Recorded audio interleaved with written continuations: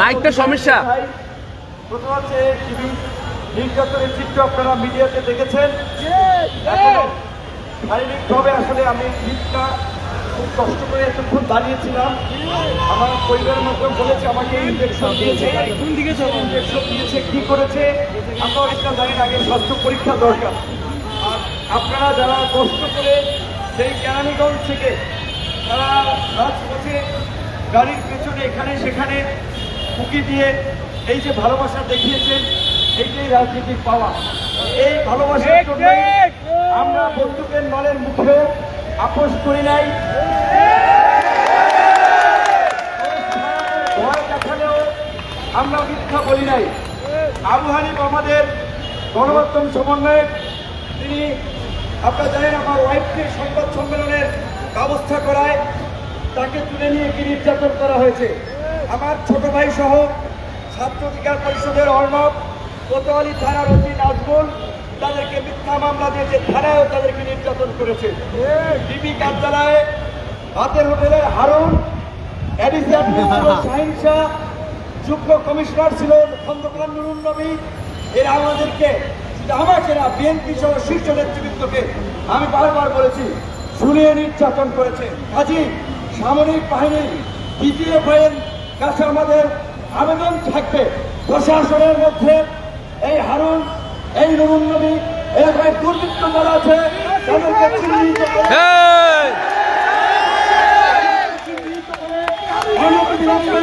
গ্রেপ্তার করুন, অন্যথায় জনরোষে এদের রক্ষা হবে না। কথা মনে রাখতে হবে, আমরা এখন বিজয়ী হয়েছি। বিজয়ী গোষ্ঠী হিসেবে, সম্প্রদায় হিসেবে এই দেশকে, এই দেশের মানুষকে রক্ষা করা, নিরাপত্তা দেওয়া, সমাজে শান্তি শৃঙ্খলা প্রতিষ্ঠা করা আমাদের দায়িত্ব। পুলিশ আমাদের হারুন বেরোজিটা গুটি কয়েক দুর্বৃত্ত, ওই দুর্বৃত্তদেরকে আমরা সাইজ করবো, ব্যবস্থা নেব। কিন্তু এই বিচারে থানায় হামলা করবেন না, সাধারণ পুলিশ সদস্যদের উপরে আক্রমণ করবেন না। আজকে থেকে এই যে দ্বিতীয় মুক্তিযুদ্ধের সংগ্রাম, এখন আমাদের দাবি হচ্ছে, আমরা দাবি জানিয়েছিলাম সন্ধ্যার মধ্যে ডক্টর ইউনূসের নেতৃত্বে অন্তর্বর্তী সরকার গঠন করা। সরকার যেন ভারতের চালে কোন ষড়যন্ত্র দূর করতে না পারে, তাই 3 মাসের মধ্যে নির্বাচনী রোডম্যাপ ঘোষণা করতে হবে। 3 মাসের মধ্যে নির্বাচিত সরকারের হাতে ক্ষমতা হস্তান্তর করতে হবে। আর আপনারা জনগণ, আপনারা রাজনৈতিক দল নেতাদের কাছে ফুটবলের মতো ব্যবহার হবেন নাকি নিজেদের অধিকার প্রয়োগ করবেন, সেই সিদ্ধান্ত এই দ্বিতীয় মুক্তিযুদ্ধে রাজনৈতিক সংগ্রামের মাধ্যমে আপনাদেরকে নিতে হবে। এই যে দলীয় দুর্বৃত্তায়িত শাসকদের রাজনীতি, হানাহানি, মারামারি, ঘোরাঘুরি রাজনীতি, ঘোষ দুর্নীতি, লুটপাটের রাজনীতি, এই রাজনীতি বন্ধ করে সমাজে ইতিবাচক নতুন ধারা রাজনীতি প্রতিষ্ঠা করতে হবে। গণ অধিকার পরিষদের জন্ম হয়েছে জনতার অধিকার, আমাদের আপনারা গণ অধিকার পরিষদের সারা দেশের নেতা কর্মীরা শান্ত থাকুন। পরবর্তী রাজনৈতিক পরিস্থিতি নিয়ন্ত্রণ করার জন্য আদানের জন্য আমরা 1 মিনিট বিরতি নিচ্ছি। আদানের পরিস্থিতি বলে আমরা সমাপ্ত করব। আজানের জন্য বিরতি। আজানের পরে নুরুল হক নূর তার বাকি বক্তৃতা দিবেন। তিনি এখন আছেন গণ অধিকার পরিষদের কেন্দ্রীয় কার্যালয়ের সামনে জনতার উদ্দেশ্যে এবং তার গণ অধিকার পরিষদের নেতৃবৃন্দের উদ্দেশ্যে দিক নির্দেশনামূলক বক্তৃতা প্রদান করছেন।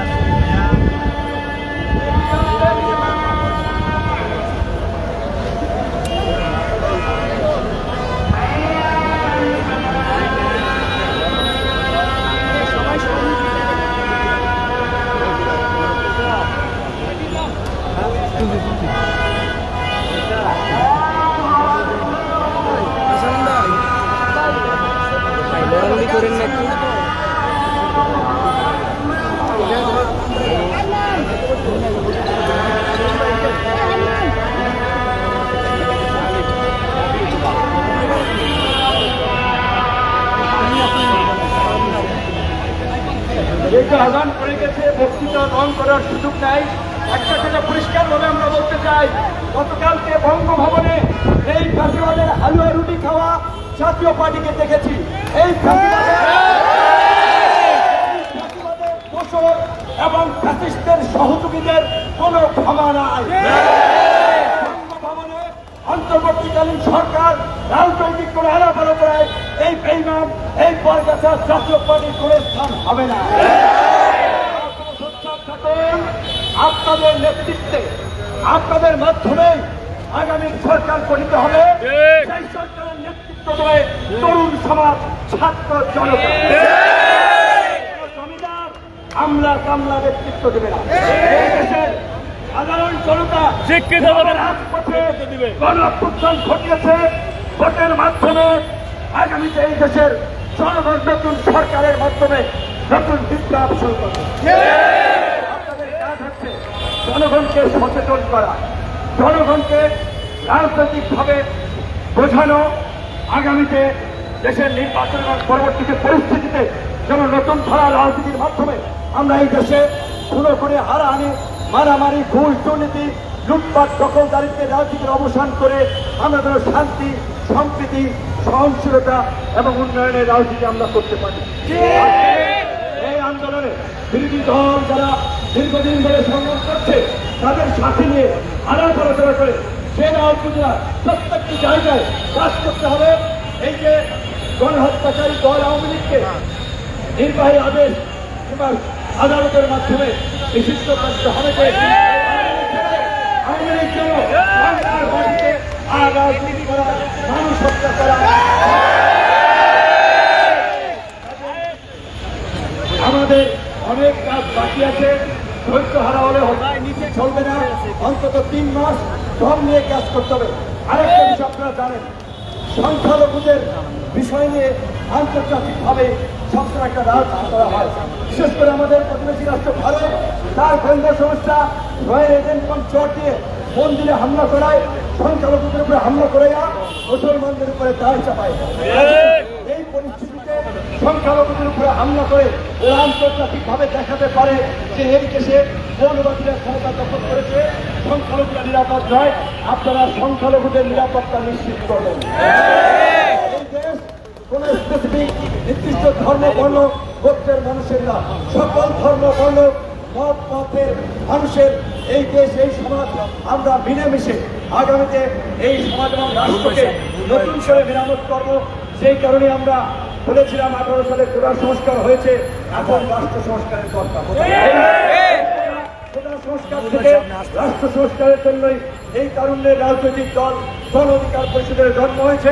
আমরা নির্যাতিত হয়েছি, আমরা নিষ্পেষিত হয়েছি, আমরা প্রতারিত হয়েছি, কিন্তু আমরা ভাঙি নাই, মচকাই নাই। বারবার হামলার পরে ঘুরে দাঁড়িয়েছি। আল্লাহ আমাদের সহায় হয়েছে। শেখ হাসিনার পতন ঘটে আমাদের সম্ভাবনার দ্বার খুলেছে। আল্লাহর কাছে তাই কৃতজ্ঞতা আদায় করুন। যারা আহত হয়েছে তাদের খোঁজ খবর নিন, চিকিৎসার জন্য যতটুকু পারেন সহযোগিতা করুন। যারা বন্দী আছে তাদের মুক্তির দাবি আমরা জানিয়েছি। তারপরেও যাদের মুক্তিতে সমস্যা, চিকিৎসার সমস্যা, এই আনন্দী কমপ্লেক্সে 2 তলায় গণ অধিকার পরিষদ অফিস, আমাদের কাছে আসবেন, যোগাযোগ করবেন। আমরা যতটুকু পারি তার পাশে থাকার চেষ্টা করবো। আজকে বলা ভাবনার সঙ্গে শক্তি পাচ্ছেন, তাই এখন আলাদাভাবে মোলাকাত করা, ভুল দেওয়ার আজকে সময় শক্তি পাচ্ছি না। আপনাদের কালকে থেকে আপনাদের সাথে ইনশাআল্লাহ দেখা হবে।